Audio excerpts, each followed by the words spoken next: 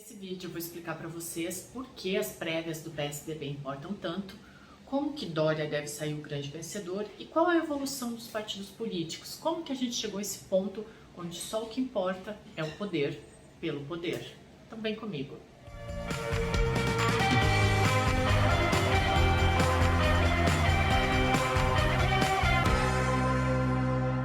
O PSDB deveria ter definido seu candidato à presidência da República para 2022 no último final de semana, mas um aplicativo que custou 6 milhões de reais ao governo do Rio Grande do Sul simplesmente deu pane e não aguentou a votação de domingo.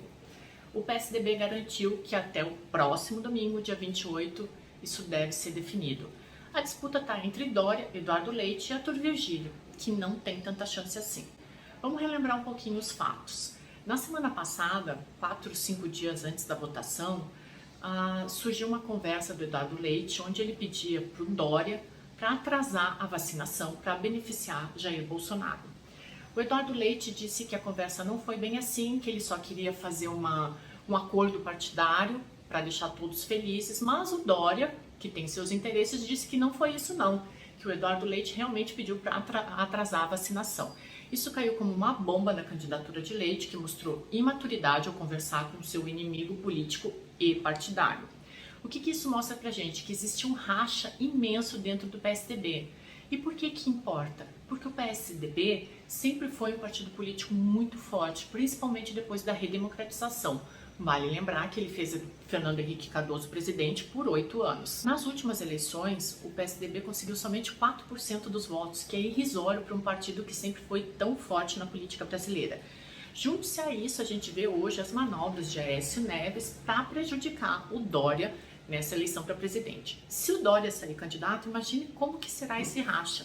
Dória, Arthur Virgílio, Aécio Neves e Eduardo Leite. Vai ser uma coisa muito complicada dentro do partido, então o partido já vai para 2022 muito rachado.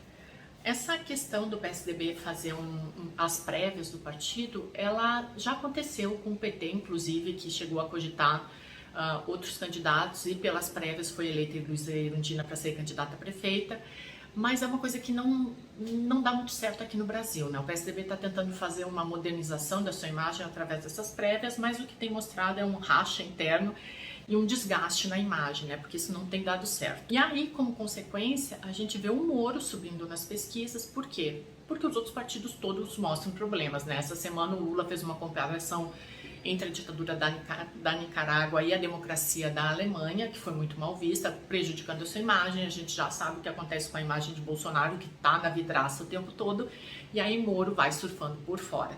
Eu acho que eu já falei em outros vídeos da P3 aqui por que a candidatura de terceira via não deve aparecer agora. Justamente por isso, porque um ano antes da eleição o desgaste é muito grande. A gente está vendo esse desgaste agora com o PSDB.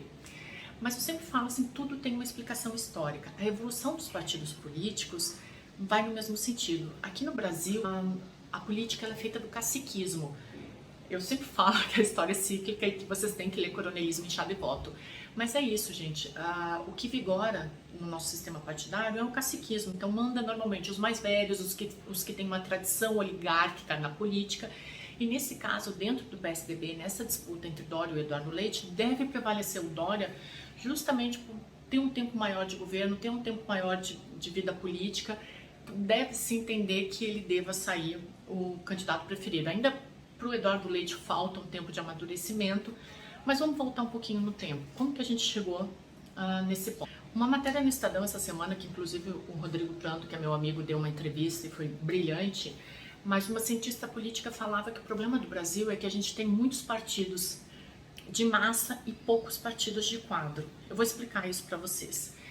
Tem um desgaste natural na política brasileira, justamente pelo fato de hoje os partidos, segundo ela, serem partidos de quadro. O que são esses partidos de quadro?